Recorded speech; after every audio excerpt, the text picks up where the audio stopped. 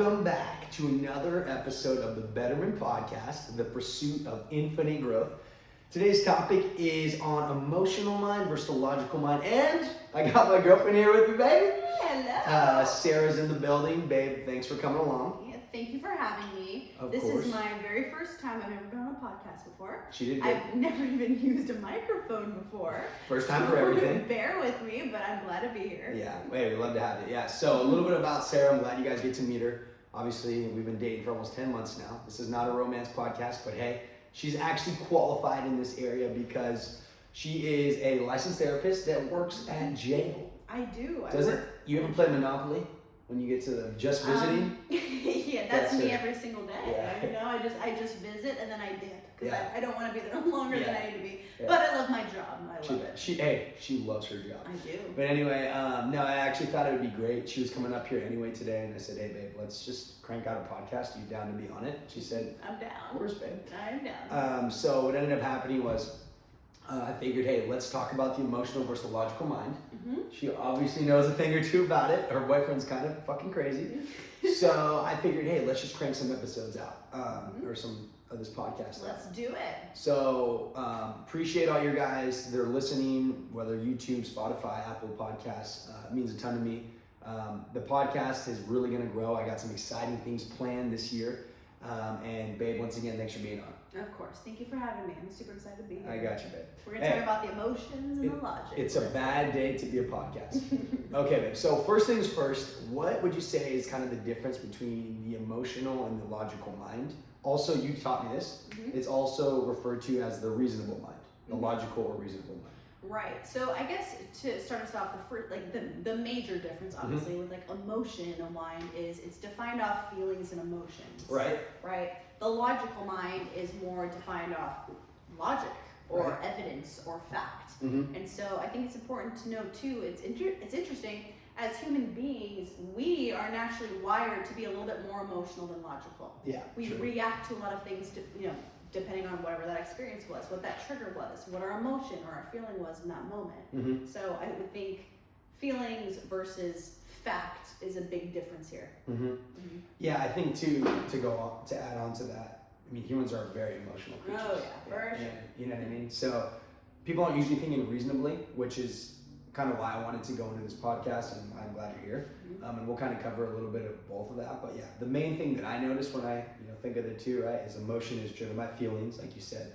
Logic is driven by like facts or evidence, right? Another thing too on that is logic is kind of the language of the conscious mind, and emotion is the language of the subconscious or unconscious mind, which makes a lot of sense, right? Because when I act impulsively, which Sarah's seen me with some road rage when I hit him with my stupid clown horn. True. We all act emotionally though, not just you, but yes, I've seen that little clown horn in action. And if you guys know, you know. My car is not the coolest.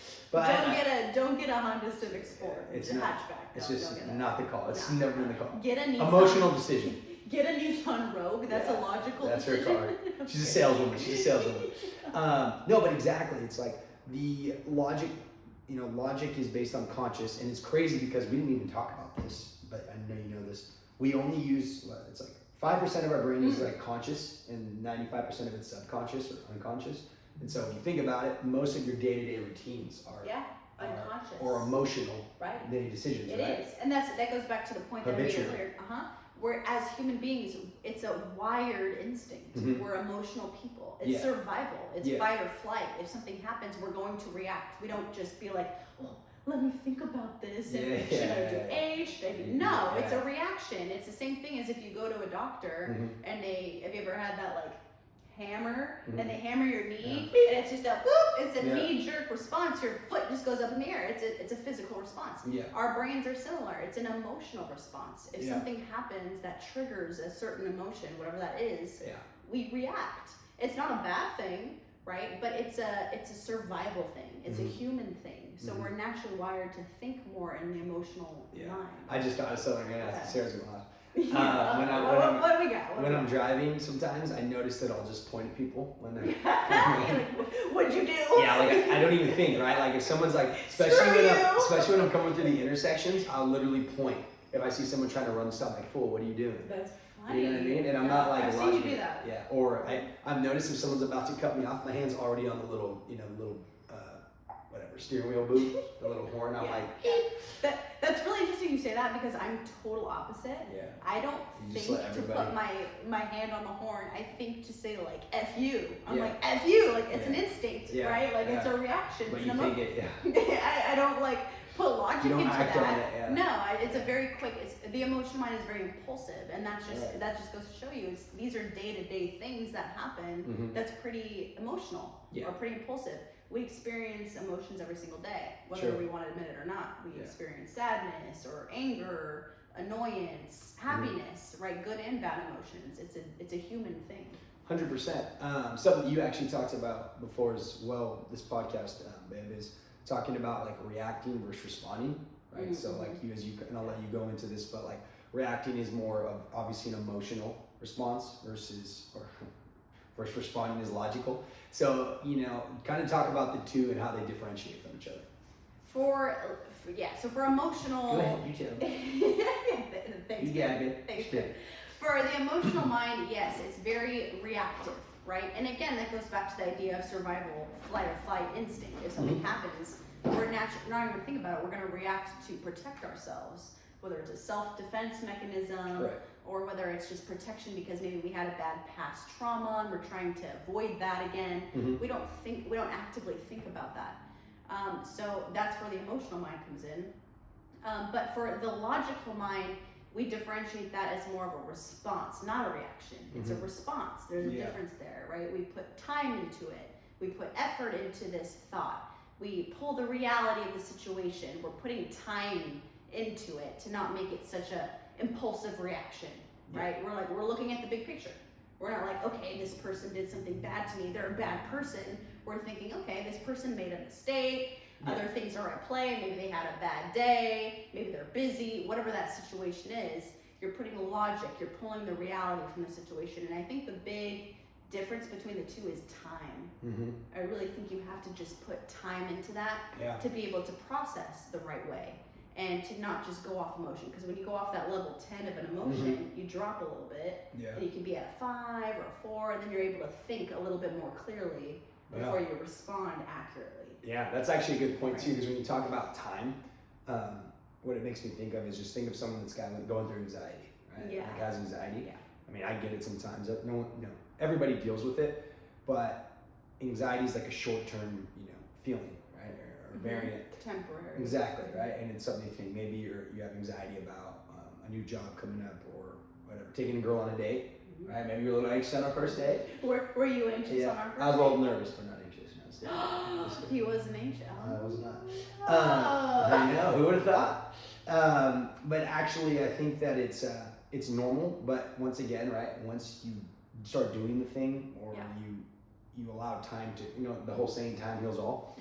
It's so true because time does heal all. However, it takes a lot of introspection and perspective to think of it in a logical lens where you can say, oh, okay, like I see why this fell through because of A, B, and C. In the moment, it may feel like the end of the world. Whether it's a breakup or you get fired from a job or you move to a new state. But over time, right, which is such a great point that you brought up, is the logical mind will kick in eventually, right? Like you can't live in an emotional mind forever. Like, let me rephrase that. People think maybe in the moment that their emotional mind is what they're going to think for the rest of the year or the day or whatever, but the reality is a logic will eventually settle in.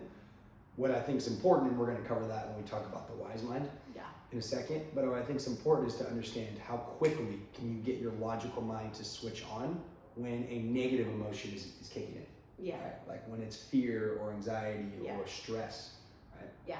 It's super important too. It's interesting you brought that up. Like emotions, we experience that as humans on a daily basis. Like whether we wake up and we're tired, okay, that faded. Now we're energetic, okay, now that faded. Now someone upset us, now we're annoyed, okay, that faded.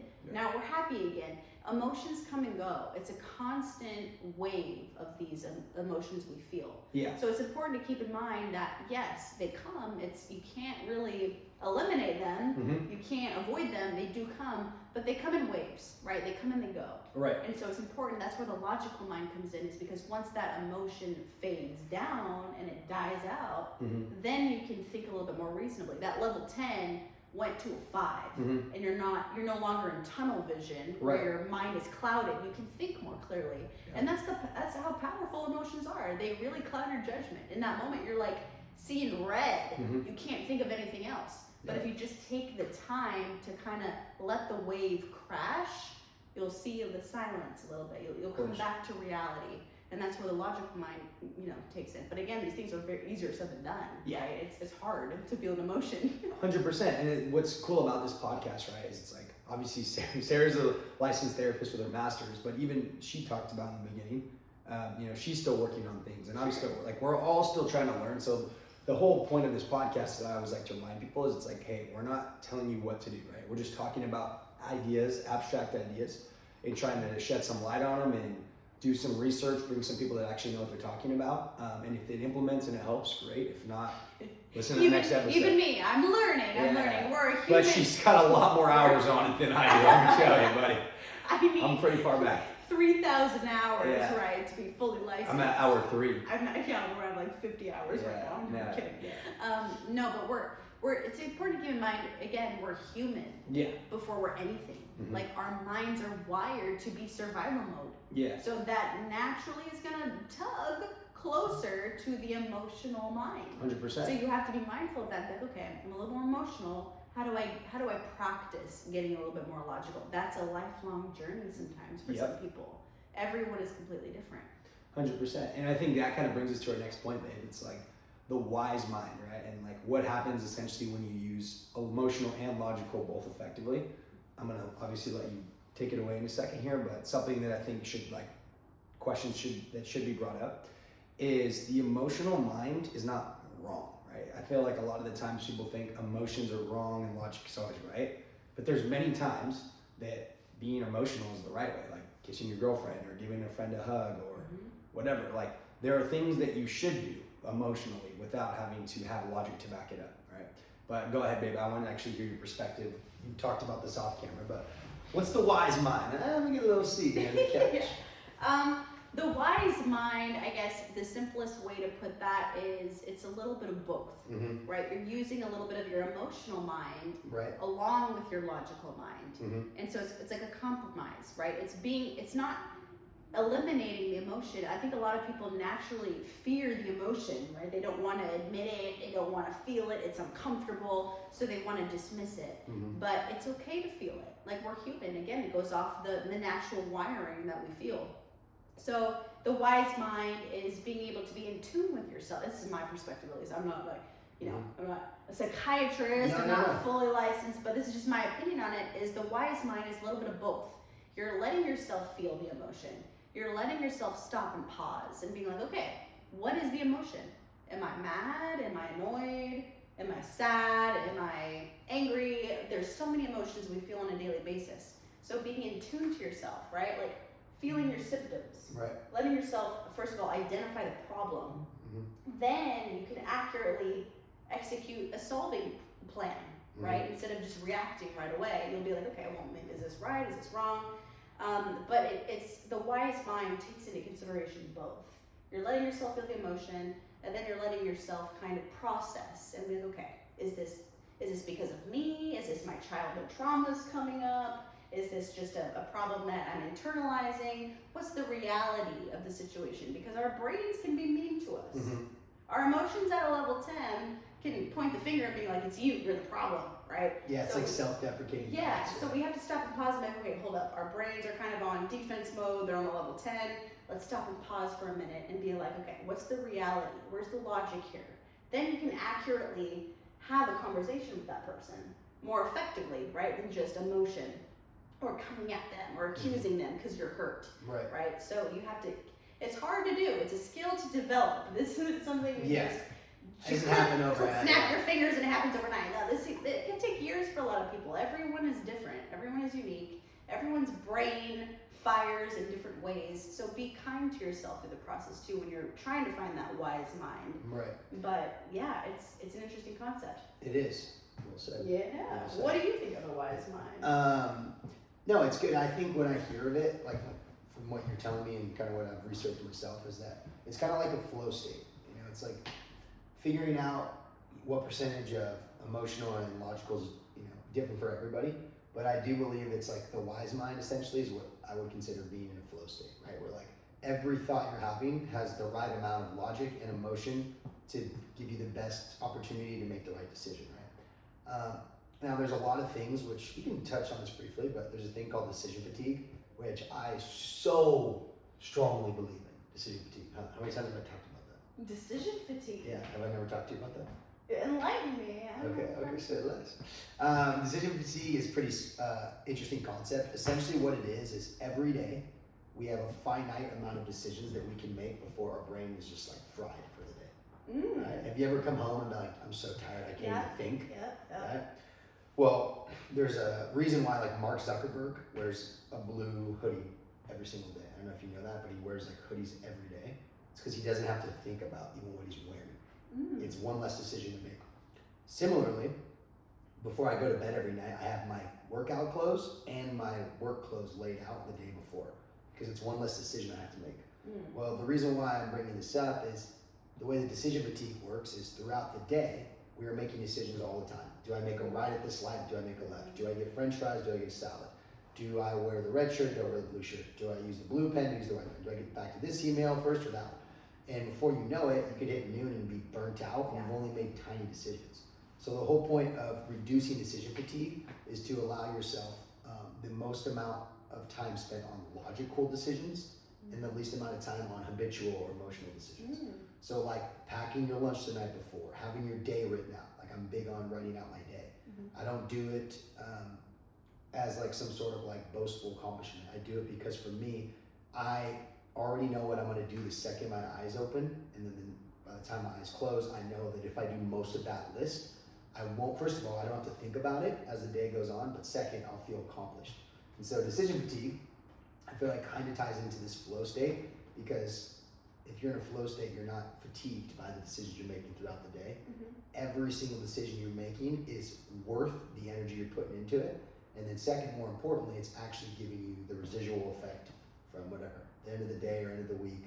If you do 5 days in a row of kind of limiting the decisions you're making to only the most important, your week's gonna look a lot different. So yeah, decision fatigue, check it out. It's really important actually. That's why I write my days out so much. Yes. And I had this fit before you got here today. Pretty fire fit. I did. Pretty fire fit. Yeah, I remember the day, or like when we met, when we were newly dating. Newlyweds. I remember, yeah. Oh my gosh. When we were, when we were newly dating, I remember like we were talking one night, and you were like, hold on, something, I'm not gonna quote you, but it was like something along the lines of, hold on, be right back. I'm gonna go plan out my day for tomorrow. And I was like, oh. Nick Federico, 2024. I was like, wow, I've never met someone that said like, hold on, I'm gonna go plan my day. I'm gonna create my own structure. I'm gonna create my own routine so I can execute that in the most efficient, healthiest way. Right. And I was really taken aback by that. I thought that was super impressive. When I first met you, I was like, wow, he has a routine. Like he has a schedule. I like that. He plans out his days. There's intent behind what he does. Yeah. Right? Or motivation or self-development, whatever that is. And I admired that about you. I was like, wow, maybe I should write out my own routine. My own day. One of these days. No, I appreciate that, babe. I think actually that ties into our next topic of this, which is like, what's the right ratio, right? Right. Like, because for me, right, my days might be a lot more logical than emotional compared to someone else, right? Doesn't mean that my ratio is better than someone else's. It's just different. Everybody works differently, right? There are people that work with extreme chaos and they work extremely effectively. There are people that work with zero chaos and they work extremely effectively, and the slightest bit of chaos destroys their day.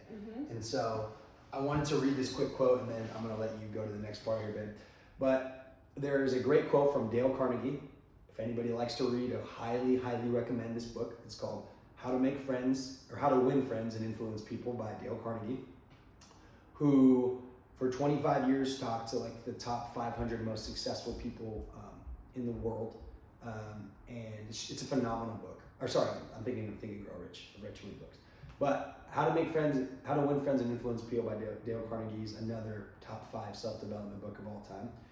But he does say, when dealing with people, remember you're not dealing with creatures of logic. This is kind of Sarah was talking about. We are dealing with creatures of emotion, creatures bristling with prejudices and motivated by pride and vanity.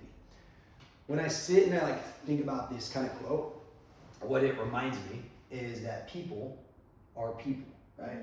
Above all else, they think irrationally sometimes. They think with emotion. They think with pride and vanity. I love that. So many people have vanity, right? No one's perfect, right? People, everybody has their own prejudices, things that they believe that's true, even though it's actually not. And the quicker that you can understand that, the faster you can learn how to engage with people and ultimately get your point across, whatever that is with communication or whatever you're trying to get out of a conversation with somebody. The faster you can learn people are emotionally driven and that logic comes second or even eighth sometimes, the faster you can go ahead and become a better communicator. But go ahead on that bit. As far as like, what are your thoughts on the whole ratio? What's the right ratio? Yeah, and you kind of brought up a little bit earlier too, is everyone is so different, right? We all are unique in our own ways. We all have different brain chemistry firing off in different directions based on our traumas, our past abuse or experiences, whatever that is, our just unique biological DNA. Right. So it's really important to also keep in mind to not compare yourself to others. Yeah. Because I've seen so many people be like, well, they have their shit figured out. How come I don't have mine? And it's like, you can't play that game. You have to play your own game. Right. You have to be on your own journey and navigate who are you, right? Because you are so different from that person. That person may have strengths, don't get me wrong. They may have like a strength in something maybe you lack, but alternate worlds, you probably have a strength that they lack. Right. So it's being mindful of who are you? What is your journey? What can you work on? How do you work on this problem? Is your problem super impulsive and it's hard for you to like identify in the moment? Right? Okay, this is what I'm feeling. My symptoms are rapid heartbeat, sweaty palms, I'm frustrated, my fists are clenched, I'm mad. What identifying yourself is probably the hardest thing I think anyone can do. Yep. I think once you identify you and you can put a name to the emotion and you can say, hey, these are my symptoms with that emotion, then you can execute how to solve it, right? We can't solve something blindly. Yeah. We can't solve what we don't know. So know yourself. Yeah, you can't help others until you help yourself. It's kind of like goes back to that old quote as well. Yeah, know yourself. Don't be afraid of yourself. What are your triggers? Yeah. What makes you mad? What makes you sad? What makes you annoyed? Everyone is completely different. What is different for you might be not different for someone else. Right. So identify yourself. Practice letting yourself feel the emotion. As uncomfortable it is because nobody wants to feel mad. No one wants to be heartbroken. We're uncomfortable with those difficult emotions, right? So naturally, human nature, we want to avoid them. We don't want to feel them. But I would challenge you to actually just feel it. Let yourself feel it. What are your symptoms? Why do you think it's happening? Connect the dots. That way you can execute and live a healthier lifestyle later once you know these things about yourself. Definitely. Yeah, you wanna be able to get to a place where you can be vulnerable with yourself, and you can figure out like what you need to change and what's causing you like emotional destruction or whatnot. That's a great point actually. Another thing I was going to talk about on this too is it's like there's a great saying in sales. Anyone that knows me knows I obviously work in sales, and it's people buy with emotion, right? And then they back it up with logic later. So think of any purchase you've made, large or small. That new car, right? Maybe you didn't have the finances for it, but you bought it anyway because you really wanted it. Then you back it up with logic later. Or the burger looks so good, and you're like, dude, I'm starving. I'm just going to buy it. Or whatever, gambling or whatnot for those that love to gamble. Now, a separate topic that comes out of this is obviously like, self-control, which we can cover in a different episode, but it does go to show people are emotional creatures and understanding that people do things usually with emotion first and back it up with logic later is a common trend. Now, me and Sarah both were talking about this and agreed. it doesn't necessarily mean emotion's bad and logic is good. They're both right in their own way. There are times when it's good to be more emotional than logical, or if you're doing it correctly, you get what's called the wise mind, as we spoke about earlier. But it is good to think about, because most of the time people act emotionally first and then figure it out with logic later, and that's not necessarily always the best case. I mean, how many arguments and fights and wars, for that matter, were started over emotion? Like, think about what's going on overseas right now. It's crazy. And even political disputes, right? This isn't a political podcast, but a lot of the times people are emotional before they're logical. And the reason why I always talk about these, I bring this up on the podcast, and this podcast is all about betterment, is it's just understanding one of the things, of the many things we'll talk about on here within the podcast, is how to be a better communicator, right? How to understand people's differences. Doesn't necessarily mean you agree with it, but just understanding other perspectives will, one, give you more credibility, two, you'll understand people better, and three, you'll actually be able to network because you're not burning bridges. But, sorry, this is super far away from my eyes. I need to get some glasses, shut it. What is this? Oh, yeah, so I was talking about this earlier, but it's important to have a mix of both, right? Everybody functions differently and has different peak performances with different ratios, right? Like mine might be like 75% logical, 25% emotional, and that's where I'm at my peak performance. Other people might be vice versa, right? It's 70. Right. I honestly think I'm probably your opposite. I think I'm super emotional. Opposites attract. Right? Yeah.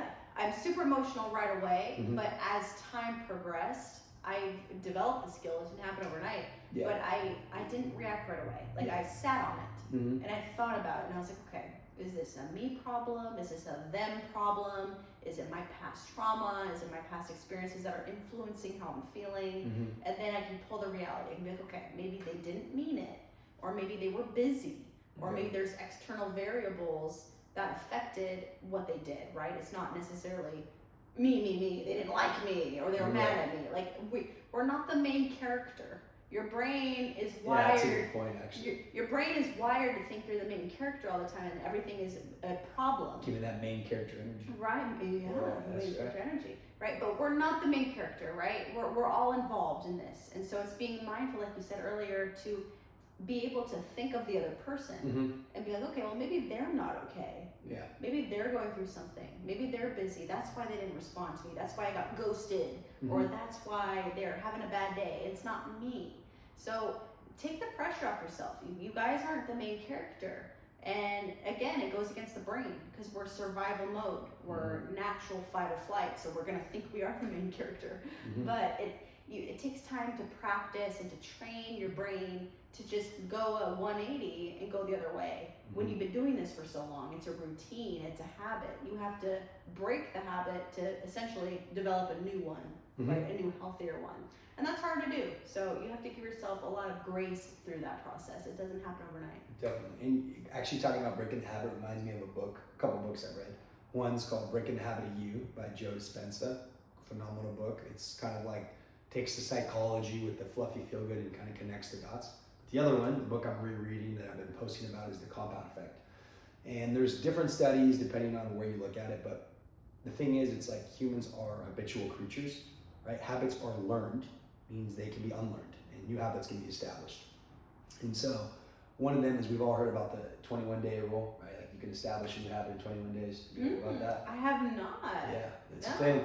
The thing is, though, they've actually come to find out it can be between 21 to 67 days, but the reality is, for example, if you're trying to break a habit like smoking, right? Yeah. Some of the things that are really crucial within it is the things you're telling yourself, right? We always talk about the emotional mind, logical mind. A lot of the things we think is emotional, right? Tony Robbins has a great little podcast or segment where he says, someone that's trying to quit, and says, you ask somebody that's trying to quit smoking, and you say, hey, do you want a cigarette? And they say, no. I haven't smoked in 8 days, right? It's like, well, why are you counting? Because they're going to go back to it eventually, right? You ask someone else, hey, do you want a cigarette? And they say, no, I'm not a smoker. That little subtle difference between it's been 8 days and I'm not a smoker, it's your identity. Yeah. You identify as someone that doesn't do those actions. That's how you can also break a cycle, which we can cover in another podcast. But I love these. You're bringing out some bangers, baby, Joe. But it's really good because it lets you understand that when it comes to breaking a habit, right, you're going to need both the emotional and the logical brain. But the first thing, right, is that, we all have what's going on in our head that no one else can hear but us, is our mind, right? And it's figuring out what are the things you're telling yourself every day and how are those affecting what you're doing, right? If you're trying to break a habit or you're trying to become more logical, or maybe you're trying to be more emotional, like maybe your marriage is tanking because you're not making out with your girls enough, you know what I'm saying? But whatever it is, you're not showing your emotions. You know what I'm saying? Like you have to tap into that, right? And think about what are you identifying as? Because we all have an identity. I'm not just Nick, she's not just Sarah. It's like there's so many variables within it. So when you can understand like who are you at the core, then it makes it easier to say I do this or I don't do this. Like I work out, so I know like going to the gym is something that I just do. It's habitual, right? Because I believe I'm healthy, so I'm gonna eat that way. Except for the weekends, we're gonna be growing today. But yeah. Anyway, that's just a separate side conversation. But breaking the habit of you, Joe Dispenza, The Compound Effect by I forgot his name. Read those 2 books; they're great. Okay, bangers. We're dropping bangers right now. The answer to this question, in case you were wondering, people, there is no correct amount of logical versus emotional. Right? Everybody's different. Is kind of the point. Okay, so now I got some studies. I told you in case you forgot. Ring, ring. I'm here. There's going to be some studies on the emotional versus the logical brain, and what I mean by that is I said in the first episode, we're going to start bringing academics to the podcast. Scholarly articles. But some. I don't want to kill people with boredom, We're going to have to keep it fun too. But I got a licensed freaking master's degree therapist that works in a jail. And we got me. You're just as special. That's right. But actually, I want to ask you some questions about the jail too, babe. But before I do, let's talk about the study real quick that I found. I thought was pretty interesting. Let me hear your feedback too. So there's a study done where they took 21 students and they were tasked them to give them a speech from either a logical or an emotional standpoint. Okay, this is off of what's called Toastmasters website. For anyone that wants to increase their public speaking abilities, Toastmasters, it's an international nonprofit educational organization that builds confidence and teaches public speaking through worldwide networking of clubs. They basically meet online and in person. You can check it out. But anyway, what they found out was the evaluators found speeches that they resonated with more logical, even if the student had written it in an emotional perspective, and the evaluators found the speeches that they didn't resonate with more emotional, even if the student had written it from a logical perspective. So kind of the study came to show is one, people aren't really accurate at differentiating between emotional and logical minds. And people tend to think, if they agree with a thought, that that's logic, right? How many times have you talked to a political person, whether left or right, and they're like, the left don't know what they're talking about, it's all logical, or vice versa with the left or the right, right? Or football teams, it doesn't even matter. The whole thing is people are actually more closed-minded than they think they are, which is hence the reason of being closed-minded. But when you hear that, babe, and you kind of listen to that study, what are your thoughts on there? Like, what do you think about like the emotion versus the logical brain? Like, what kind of things stand out to you? I think there's a couple different things that can stand out, right? Like, I think number one, is number one, two. Yeah, right. I messed that up. Number one also. Number one also. I'm meeting a grammar teacher. Number one is, I think when it comes to these kind of things, like we're having a betterment podcast, right? We're talking about emotional versus logic. How many times has this conversation come up before? Like close to zero. Yeah. Right? People don't talk about these things on a daily basis. So people are often maybe uneducated on a lot of these things, right? Emotions, being in tune to yourself, gender roles. Are you a man? Are you a woman? What's okay? What does society perceive as not okay versus acceptable? We're not taught in schools how to regulate emotions and turn it into logic, right? We're not taught these things. So a lot of people are unaware of them. And so I think that speaks to me a lot too, is it's just the lack of talking about these things. People don't know how to identify their emotions. People don't know what they're feeling a lot of times. They know they feel bad. So they want to react to make it better. They're doing a good intention, right?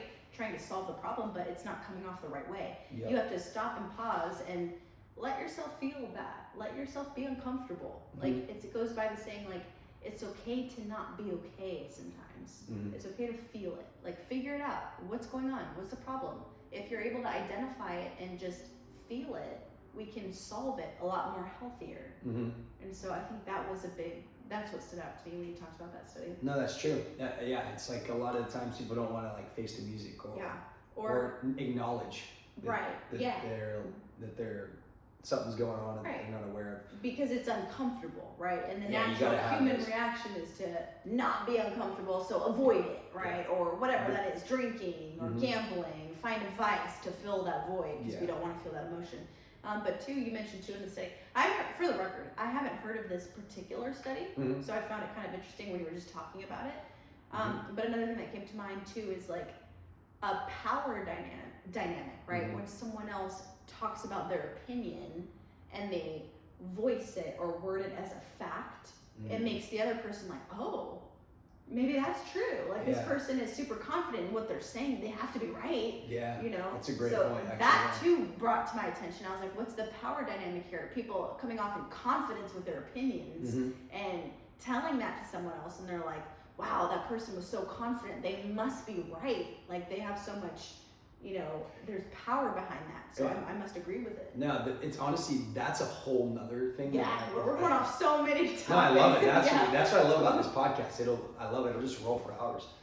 I think on that, it actually reminded me, it's like a social phenomenon, right? It's they did a study back in, I think it was like 1975 or whatnot, where they essentially wanted to like show how people interact in like social environments and social pressure, right? Social studies, Exactly. And so the way that they had it set up was they had 5 people come into a classroom, right? And 4 of them were what do they call them? They're participants, like hidden participants. Like, they're part of the study.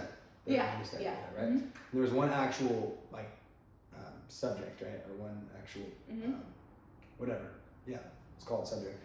And this guy came in, and so they show 3 lines, right? Or 2 lines, and they're like, which line is the longest? And like 2 is clearly longer than 1. Like it's like double the size. And they start, and all the guys, let's say the subject was number 5. 1 through 4 go, one's longer, whatever. The one that was clearly shorter, let's say it's 1. They were like, one's longer. And he gets to him, and he's like, 2. And then they all just look at him. So he's like, what? The homie's like, what? So then they go they draw another line, and they're like, okay, same thing, right? And this time, whatever, 2 is clearly longer than 1. And they're like, okay, which one's longer? Or whatever, vice versa. And they do the same thing, like, 2's longer, 2's longer, 2's longer, 2's longer. And it gets to him, and he's like, he like really thinks, and he's like, 1. And they all look at him again. Yeah. And basically what happens by the 3rd time, it's almost like, if you guys have heard the book in 1984, like Big Brother is always watching kind of thing. It's like, it's clearly the wrong answer. It's like 2 + 2, and they all say 5, and he just says, fuck it, 5. Like he just doesn't even think, because the social pressure of just following what everybody else is telling you, it kind of reminds me of that. Yeah. And, you know what I mean?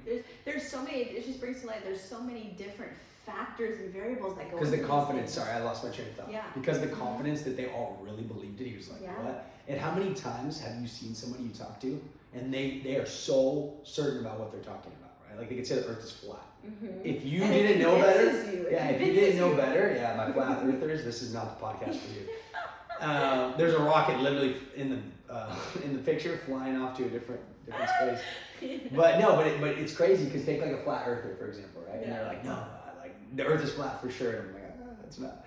But if you didn't know better, right, you'd be like, damn, like they have some crazy points. Maybe it is flat. And so a large part of it is, once again, humans are emotional by nature. They don't care about logic. Yeah. Or the people that believe the moon landing is flat. Like this is not a theorist kind of podcast. But. Right. And two, keep in mind too, we mentioned earlier, everyone is completely different. Some people might hear that and be like, whoa, dude, you're completely wrong. What are you talking about? If you're flat earther, just get off the podcast. Yeah. I'm not gonna argue. We're easily persuaded at this point. I'm not gonna argue with you. If you have flat earth. It's all about, it's cool because it goes on to a whole other topic that maybe you can talk about later, is communication, right? Yeah. I got a degree in that. Is how you deliver your message. Are you coming off your tone of voice, how confident you are, right? That's going to take into consideration what someone hears. For me, if someone is coming off confident, I'm going to be like, oh, oh shit, like they're right, like they're confident. Like Chili's over really, Applebee's. Chili's, I mean, that's debatable. Applebee's is, you know, they got maybe We're gonna break up after this podcast. a little, yeah, we'll talk about it later. But, you know, no, but it goes back to the idea that we talked about earlier. Everyone is completely different, right? And so that's the interesting part of it is where are you? Where are you in this journey? Are you leaning more towards emotional? Are you leaning more towards logical? There's no right or wrong. What is your brain? Like figure out who you are. And then you can navigate moving forward a healthier way to be yourself in the fullest potential you can be. Both the wise mind, the emotional and the logical, like you know, so you can, the whole point is just identify who you are. Figure out you, and then you can navigate and be the best self you can be. Yeah, it's like the same thing as knowing your environment, right? Like knowing like what environment best suits you and like what environment doesn't. Like you see these people that are on paper, you might be like, well, how does this guy, you know, whatever. How does this guy make X amount of money or whatever the thing is? But for them, their cycle, like their environment and how they have their day-to-day structured is perfect for them. Like there are people that sleep until 10 and they make a lot of money. Like it's not, you know, there's multiple ways to be successful. And we're not just talking about success. What I mean by that is there's multiple ways that people work to get the best version of themselves, right? The main focus of this podcast is the slogan, right? It's the pursuit of infinite growth. It's like how to get better, how to get more out of yourself in your relationship, in your financial life, in your fitness, in your health, your spirituality, whatever it is. Finding those different ideas that can help maybe elevate you even 1%, great, you know. It's all a compounding effect. But kind of the last things I kind of want to wrap up with here, babe, is you work in a jail. I think that is so interesting, and I'm sure a lot of the viewers are like, what goes on? They're like, wait, pause, what did you just say? So she works in a jail? So you can tell them a little bit about it. But my beautiful girlfriend, thank God she's okay, but they love her there. I'm alive. I'm alive and well. We came from like a nice middle class area to jail itself. You work with a lot of obviously different individuals and prisoners and whatnot. I do. On the topic of emotional versus logical, right? What are some common things that you see in the prisons, you know, whether individuals or just as a whole? Yeah. And how have you seen like things that you've implemented help them like change? Because I know you've told me you've had multiple breakthroughs with people. Yeah. That's a great question, and I know you did. You're just great at the questions you ask. I'm just kidding. I want to, you know, surface by saying too, a lot of our conversations to you and I, we've had this conversation is working in a jail, like working in prisons, working with inmates who have done obviously clearly wrong, committed horrible crimes. It's a controversial topic. I'm aware of that. Like I don't expect people to be like, oh my God, that's amazing. You work in a jail? Wow, giving these people a second chance. I know 9 out of 10 times people are going to tell me, wow, why do you do that? Like, what the hell is wrong with you? Right? So I'm completely well aware of that, but it's interesting, this topic I've talked about so much in my group. I'm a group therapist. I do therapy for inmates in group settings. So I have about like ranging from 4 to 10 of them on a daily basis in my groups. And we range different topics: anxiety, depression, abuse, trauma, emotional versus logical mind. And a lot of the things that come up is they are all extremely, which hence is the idea why they're even in jail in the first place, is they're emotional. They react. They do the wrong thing in the wrong moment because they were triggered by an emotion. So someone is angry, someone frustrates them. What are they going to do? They're going to punch someone in the face and boom, it's assault. And now they're in jail. So they're very emotional based. So a lot of our topics kind of go off this. It's emotional versus logical. I teach them how to be more logical. I teach them how to stop and pause and think of what triggered you. What are your triggers? What emotion are you feeling? Why are you feeling? What are your symptoms? Figure out who you are, then stop and pause for a minute, reflect, then respond to the situation. A lot of the inmates that are the clients, I call them clients, that I see on a daily basis is they were never given, unfortunately, I think this is a lot of people, it's not just the inmates or people in jail, the society as a whole, we're not given the opportunity to learn these things. Like I said earlier, it's not taught about in high school, it's not taught about in elementary school, in middle school, how to regulate, how to stop and pause when you're mad, we're not really, there's no subject in school on mental health. Mm-hmm. It's math, science, English, right? History. We're not talked about response versus reaction, logical versus emotional. We don't talk about that, so people don't know how to do it. So that's kind of the theme I see in my clients is they react, they don't respond. Mm-hmm. And you see their real true hearts trying to respond, wanting to respond, but they don't know how. Mm-hmm. And they reacted, and that's why they're in jail. Mm-hmm. So again, I know it's a controversial topic, but yeah, but that's good. and I like to, as my job, I see the other side. I see the perspective they're faced, their traumas, their abuse that they deal with since the time they were born, that make them only know how to react and not respond. Yeah. So that's where I have the soft spot. I'm like, okay, let's work on that. Like, Mm-hmm. these things are not impossible to learn. They're hard because it's a habit.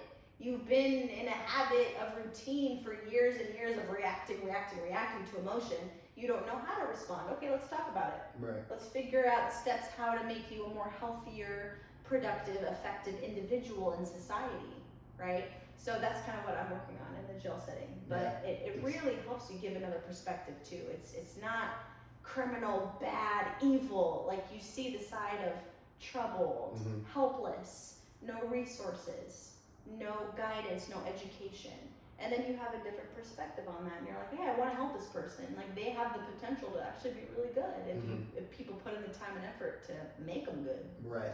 No, yeah, it's, and obviously, I've been dating Sarah for 9-10 months now, so and she started at this job after we started dating, so it's been actually cool to watch her grow and make a difference, and comes actually back to my thought on like fulfillment and doing things that are purposeful and meaningful. And yeah, it is controversial, but at the end of the day, I believe in what she does. I think it's great work she does, and the inmates there showing nothing but respect, which was what I was most worried about. But she's crushing it, and it's really cool to watch somebody do something that they know that they're making a difference. They have like these murderers crying and breaking down her because they're getting shit off their chest, and whether they're right or wrong, obviously, like, one thing I also respect about Sarah, she knows they're not innocent. Like, she knows they fucked up, but trying to fix it and being able to see that kind of breakthrough on a daily basis, that's like, dude, how much more fulfillment can you get than that? And I think at the end of the day, we're all trying to find fulfillment and purpose. I say this a million times, I'm gonna say it a million more as this podcast continues to grow. Happiness is short term in my mind. Right? I can be happy when I drink alcohol or have sex or eat junk food, right? That's short term happiness, right? Joy, though, is very different. Joy is like a long term frequency, and fulfillment, in my mind, is directly attached to joy. And so when you do something that you find fulfilling, you find joy in your work, you find purpose. And as humans, we are very emotional individuals. We want to feel like we're part of something. We want to feel like we're emotionally making a difference, and we are changing the trajectory of our lives and people around us. And so, yeah, what she does is really awesome because you get to do that at a mass scale with multiple individuals. So, very fulfilling work. I love it. I always wanted to do it, and I tried it, and my dreams came true, and I was like, yeah, this is the population for me. So I love it. Proud of you, babe. But hey, that's gonna wrap up another episode of the Betterment Podcast. The pursuit of infinite growth. Any final thoughts, babe, before we wrap it up? This has been an absolute banger. Final thoughts are it's a lot of information to digest, right? And it's give yourself grace. Like, know yourself, love yourself, accept yourself. Everyone's completely different. Don't compare yourself to anybody else. And if there's things you want to work on, you have a specific goal, let's work towards it. It might take a little bit of time, and that's totally normal. That's totally okay. These things don't happen overnight. So be true to yourself. Like, accept who you are, the good, the bad, the ugly. That's the beautiful thing about you. So it's a learning curve. This whole thing is a journey. So that's kind of the last thing I would say. Love Going out with a bang. Love that, babe, and love you. So, hey guys, thanks again for listening to another episode of the Betterment Podcast. It's really an honor to continue to get to do this and have the privilege to promote just betterment. Every single person, whatever it's 10 of you, 15, maybe 20, listening right now, I really appreciate it. And there's going to be a lot coming in the near future. Merchandise, some cool special guests. And I'm honestly going to ride this thing to the fucking moon, like Dogecoin. Just kidding, don't buy some Doge, don't do it. But I will wrap up with this. When I did the Hilarious Society, there were things I did right and there were things I did wrong. I feel like I know what I did wrong the first time around, and I'm going to make this podcast so much better because of it. So, love you guys. I'm going to be dropping this on Monday. So, hey, go crush your week this week. Have a great week. Go ahead and subscribe, like, send it to your friends, your family, your boss, and we will see you guys next week.